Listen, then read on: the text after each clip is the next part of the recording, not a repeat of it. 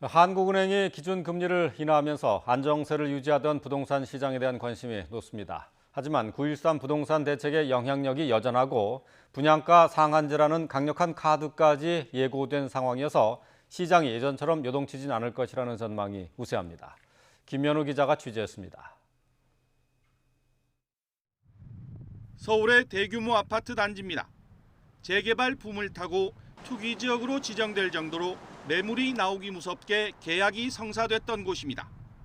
하지만 지난해 대출을 옥죄는 9.13 부동산 대책이 나오면서 이곳 역시 거래량이 급감했습니다.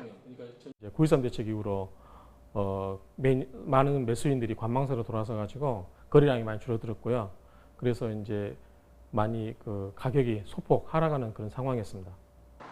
끝을 모르고 치솟던 부동산 시장이 강력한 대출 규제와 종부세 강화를 골자로 한 9.13 대책으로 이른바 빙하기를 맞은 겁니다.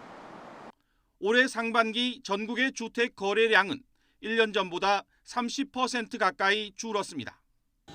대출 규제 적용 지역이 많은 서울의 경우 무려 절반 이상이나 급감했습니다.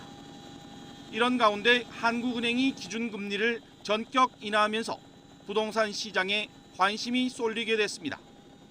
우선 금리 하락으로 이자 부담이 줄면 부동산 거래에 대한 기대감이 높아질 수 있습니다.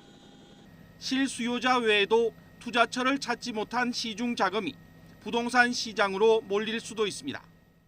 저금리 장기화와 시중에 풍부한 부동자금이 맞물리면서 부동산 시장 가격을 자극하는 불안 요인이 될 수도 있겠습니다. 다만 대출 규제 등 9.13 대책의 약발이 유지되고 있어 시장이 반등할 가능성은 크지 않을 것이라는 분석이 우세합니다. 금리 인하는 부동산 시장에 활기를 불어넣는 요인 가운데 하나로 꼽힙니다.